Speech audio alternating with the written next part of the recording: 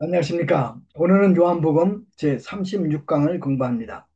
요한복음 제36강은 요한복음 13장 18절에서 38절까지입니다. 설교 제목은 새 계명입니다. 요절 말씀은 34절, 35절입니다. 새 계명을 너희에게 주노니 서로 사랑하라. 내가 너희를 사랑할 것 같이 너희도 서로 사랑하라.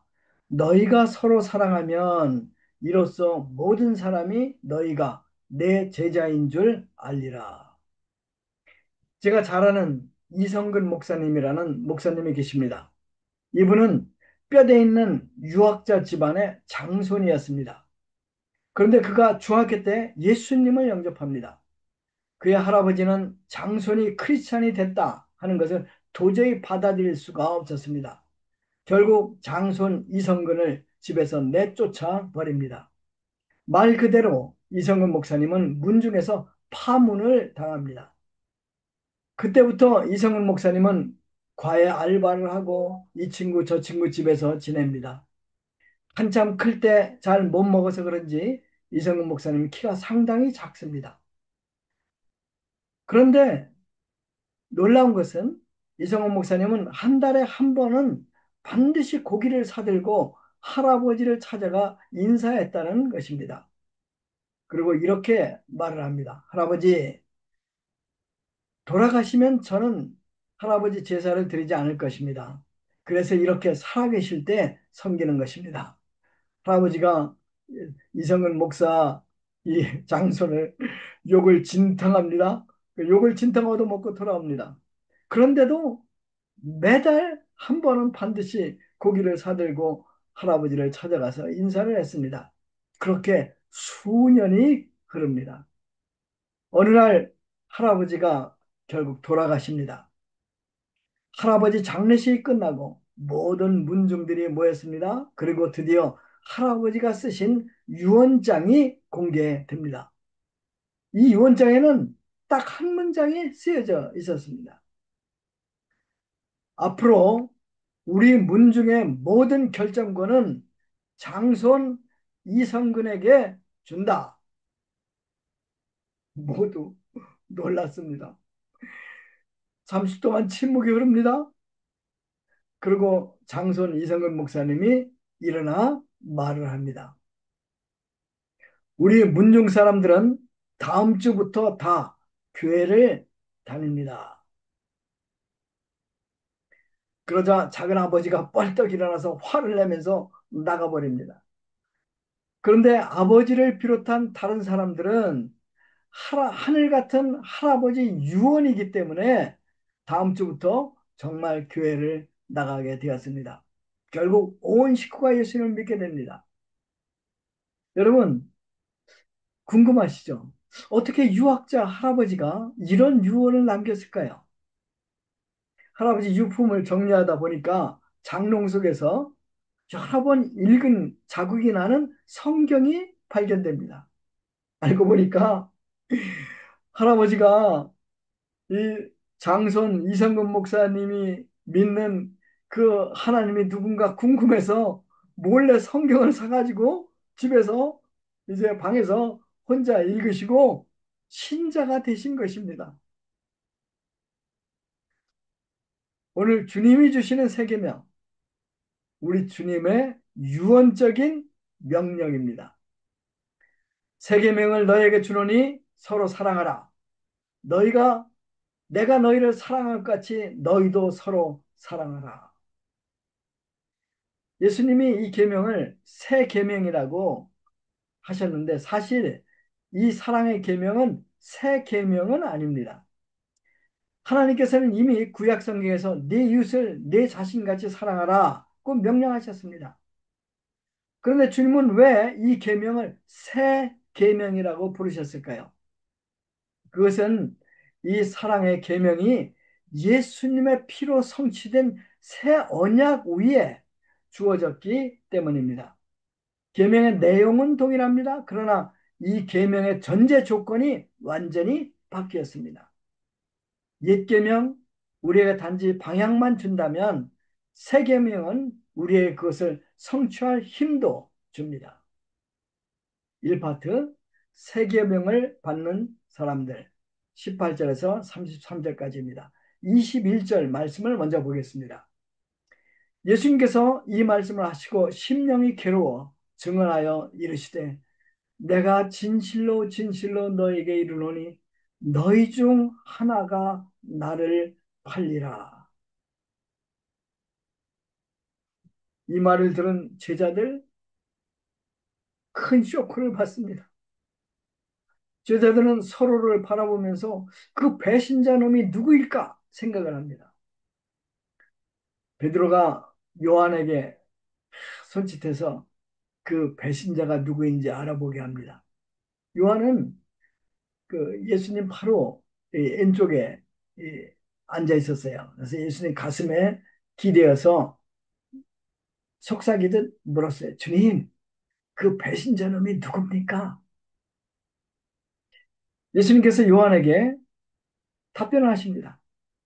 내가 떡 한 조각을 적셔다 주는 자가 바로 그 배신자다. 그리고 예수님께서는 빵 한 조각을 가져다가 이제 초장을 찍어서 시몬의 아들 가룟 유다에게 주셨습니다.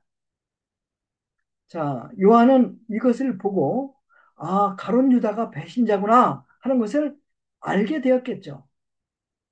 그럼에도 불구하고 성질이 불같은 우레의 아들 요한은 가만히 있었어요. 왜 그랬을까요?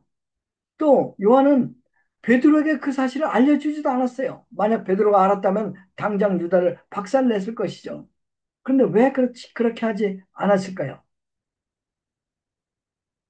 제 생각에는 예수님이 요한에게 배신자를 알려주시면서 조용히 하라고 명령하신 것 같습니다. 최후의 만찬 때 예수님께서는 빵을 떼시면서 자신의 몸이라고 하셨죠. 예수님께 지금 유다에게 빵을 준 것이 아니라 사실은 당신의 몸을 주신 것입니다. 유다는 주님으로부터 주님의 몸을 상징하는 빵 한 조각을 받습니다. 그러면 이 주님의 몸을 받은 유다는 어떻게 반응했을까요? 27절을 보겠습니다. 조각을 받은 후 곧 사탄이 그 속에 들어간지라. 유다는 자신의 마음을 돌같이 굳게 하고 예수님의 몸과 피를 상징하는 빵 조각을 먹지 않습니다. 주님의 피 묻은 사랑, 이 사랑을 거부합니다. 이 예수님의 사랑을 거부하자 사단이 그에게로 들어가 버립니다. 이제 그는 사단의 도구가 되어서 사단이 그를 마음대로 쓰게 되었습니다. 여기서 우리는 사단이 언제 우리 안에 들어올 수 있는가 하는 것을 봅니다. 예수님의 피 묻은 십자가의 사랑을 거부할 때 사단은 우리 안에 들어올 수 있습니다. 반대로 예수님의 십자가의 사랑을 받아들이고 그분의 보혈 안에 거하는 자들에게는 사단이 절대 공격하지 못합니다. 예수님의 피, 예수님의 권세입니다. 예수님의 피는 곧 사단에 대한 우리의 방패요, 우리의 승리입니다. 여러분, 예수님의 사랑 안에 거하십시오. 예수님의 보혈 안에 거하십시오. 30절을 보겠습니다. 유다가 그 조각을 받고 곧 나가니 밤이더라. 저자 요한은 밤임을 강조합니다. 유다는 결국 예수님의 사랑을 거부하고 영원한 어둠 속으로 사라져 버리고 맙니다. 이제 예수님과 함께 있던 제자는 11명 뿐입니다. 이 11명의 제자들은 모두 예수의 몸을 먹고 상징적으로 그의 피를 마셨습니다. 예수님으로부터 3년 반 동안 빡시게 훈련받은 사도들입니다. 이 제자들이 모든 민족의 복음을 전파해야 할 주인공들이었습니다. 그런데 33절에 예수님은 그의 제자들을 작은 자들아 라고 부릅니다. 작은 자란 문자적으로 어린 자녀를 부르는 말입니다. 우리말로 굳이 번역하자면 아가들아, 아이들아 이렇게 번역할 수 있습니다. 주님의 눈에 사도들은 어린아이 같습니다. 그들은 영적으로 정말 아직 어린아이들이었습니다. 우리도 비록 거듭나고 베드로전서 2장 9장에 따르면 우리는 왕 같은 제사장들입니다. 그런데 예수님 눈에 우리는 연약한 아가들입니다. 그런데 예수님께서 어린아이 같은 우리가 어떻게 왕 같은 제사장으로서의 사명을 완수할 수 있는가 하는 그 비결을 가르쳐 주시면서 비밀 무기를 주십니다. 그 비밀 무기, 그 비결, 그것이 무엇인지 아십니까? 새 계명입니다. 이 파트 새 계명. 34절, 35절을 읽겠습니다. 새 계명을 너희에게 주노니 서로 사랑하라. 내가 너희를 사랑한 것 같이 너희도 서로 사랑하라. 너희가 서로 사랑하면 이로써 모든 사람이 너희가 내 제자인 줄 알리라. 예수님께서는 제자들에게 내가 너희를 사랑한 것 같이 서로 사랑하고 명령하십니다. 그리고 그들에게 정말 위대하고 놀라운 축복의 약속을 주십니다. 너희가 서로 사랑하면 이로써 모든 사람이 너희가 내 제자인 줄 알리라. 와, 얼마나 엄청난 축복의 약속입니까? 제자들이 서로 사랑만 하면 모든 사람이 그들을 통해 예수님을 알게 된다. 그 주님이 말씀하시는 거예요. 예수님을 아는 것 바로 영생이지 않습니까? 모든 사람이라는 말을 주목해 보십시오. 모든 민족이 예수님을 알고 구원을 받게 된다는 말이 아닙니까? 그렇습니다. 예수님께서는 어린 아이 같은 연약한 제자들에게 세계 선교 사명을 완수할 수 있는 비밀 무기를 주셨는데 그 비밀 무기는 새 계명입니다. 제자들이 서로 사랑하는 것 쉽지 않은 일이었을 것입니다.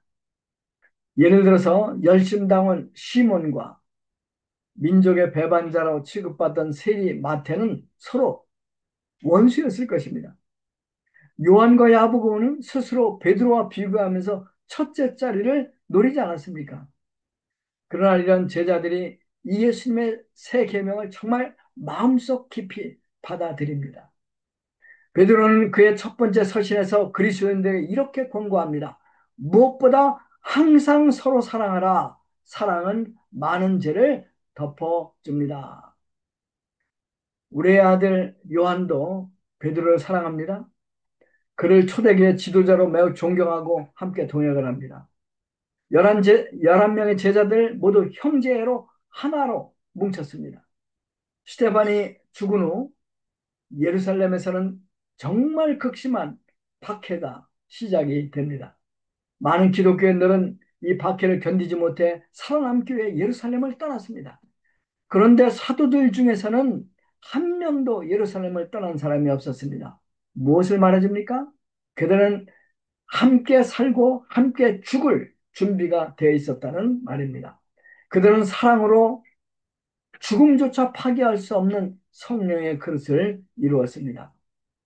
사도행전 2장 44절에서 47절은 초대교회의 분위기를 이렇게 묘사하고 있습니다.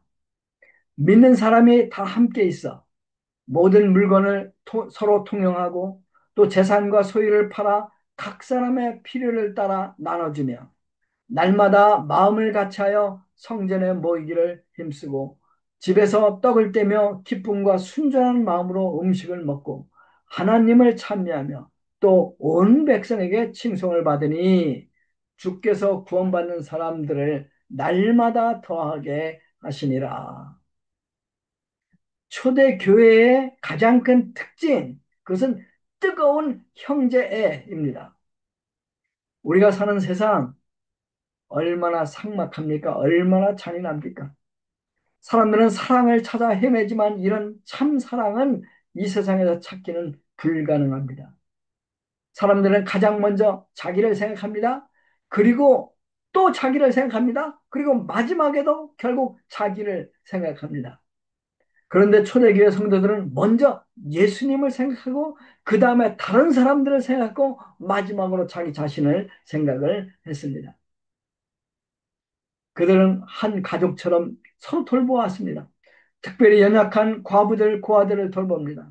사막 같은 황량한 당시 세상에서 이런 초대교회 공동체는 사랑의 오아시스와 같았습니다.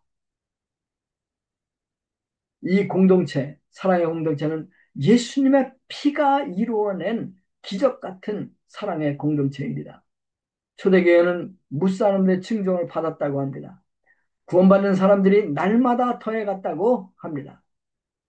이 비결이 무엇입니까? 이 비결은 세계명 실천, 즉 초대교회 형제애에 있었습니다. 이런 초대교회 모델이 우리 시대에도 적용이 될까요? Yes, of course. 몇 년 전 저는 친정 식구들과 함께 로마, 즉 후배 선교사님 폴리캅 선교사님 교회를 방문한 적이 있습니다. 저희들은 함께 예배를 드렸습니다. 이탈리아 형제 자매, 형제 2명, 자매 1명이 예배에 참석했어요. 예배 후 저는 이분들을 한 분 한 분 안수기도 해주었습니다. 기도하기 전에 저는 그들에게 기도 제목을 묻습니다. 그들은 각자 자신만의 아픈 문제들을 고백을 합니다. 한 여성은 아들이 2년 동안 감옥에 갇혀 있다고 고백을 합니다. 폴리캅 선교사님의 교회에서 가장 인상 깊었던 점은 교회 멤버들이 각자 문제가 있는데도 불구하고 굉장히 행복해 보였다는 점이었습니다. 왜 이들이 행복할까? 한번 생각해 보았어요. 그 비결은 사랑이었습니다. 교회 안에 정말 따뜻하고 열정적인 형제가 있는 것을 저는 발견했습니다. 하나님께서는 이 폴리캅 선교사님의 교회를 통해서 많은 사람을 구원하실 것을 확신합니다. 예수님께서 우리를 사랑하신 것처럼 우리도 서로 사랑합시다. 예수님께서 우리를 사랑하신 것처럼 우리가 서로 사랑한다면 우리 교회는 행복한 교회가 될 것입니다. 그리고 많은 사람이 우리를 통해 예수님을 알게 될 것이 틀림없습니다. 아멘. 3파트 사랑의 원천. 그러면 이기적인 우리가 주님의 새 계명대로 순종하여서 정말 서로 사랑할 수 있을까요? 중요한 질문이죠. 답이 뭘 것 같아요? 답은 예스입니다. 그러면 우리가 어떻게 새 계명대로 순종하여 정말 서로 사랑할 수 있을까요? 그 비결은 새 계명 속에 들어있어요. 새 계명을 제가 다시 한번 읽겠습니다. 새 계명을 너에게 주노니 서로 사랑하라. 내가 너희를 사랑할 것 같이 너희도 서로 사랑하라. 내가 너희를 사랑할 것 같이 라는 표현 속에 그 비결이 있습니다. 제자들은 이미 예수님으로부터 무한한 사랑을 받았습니다. 제자들의 사랑의 통장에는 예수님의 사랑 무한대라고 찍혀 있습니다. 만일 내가 내 통장에 1,000만 원이 있다면 나는 1,000만 원을 인출할 수 있습니다. 당연하죠? 그러면 우리의 사랑의 통장에는 얼마의 사랑이 들어있을까요? 우리 사랑의 통장에도 예수님 사랑 무한대라고 찍혀 있습니다. 예수님은 우리가 아직 죄인 되었을 때, 하나님과 원수 되었을 때 우리를 사랑하셔서 당신의 생명을 주셨습니다. 주님의 보혈의 피로 우리의 모든 죄를 사해 주십니다. 주님은 우리를 제자로 부르십니다. 복음을 맡기십니다. 우리를 하나님의 자녀요 상속자로 만들어 주셨습니다. 이러한 무한한 사랑을 받은 우리는 이 예수님의 사랑으로 서로 사랑하며 섬길 수 있습니다. 무란트라는 목사님이 있죠. 이분의 간증이에요. 이분이 루마니아에서 참 목사리를 굉장히 오래 했죠. 근데 이제 이 옥에 갇혀 있는데 부활절이에요.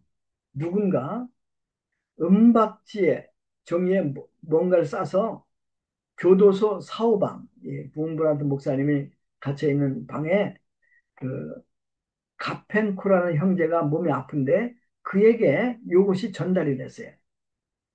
이 가펜쿠 형제가 이게 뭔가 하고 은박지를 열어요. 그랬더니 그 은박지 속에 하얗고 반짝이는 각설탕 두 조각이 드러났어요.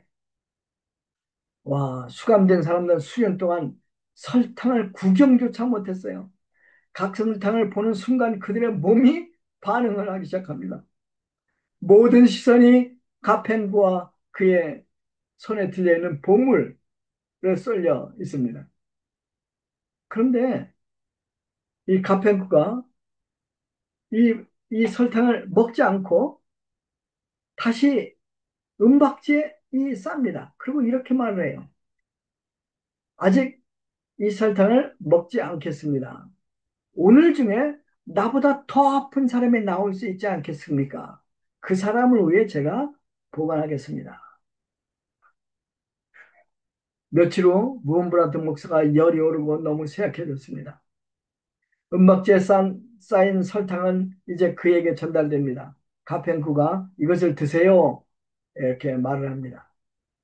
무음브란트는 감사를 표하고 다음날 혹시 누군가 더 긴급하게 설탕을 필요로 할 경우를 대비해서 그 설탕을 먹지 않고 그대로 보관합니다. 며칠 후 이 설탕은 상태가 심각한 소테리스 형제에게 넘겨집니다. 소테리스 형제도 이 설탕을 먹지 않고 자기보다 더 아픈 사람을 위해 간직을 합니다. 2년 동안 사무실에서 이 설탕은 사람에게서 사람에게로 전달되었습니다. 부음브란트도 그동안에 두 번이나 더 받아보았습니다.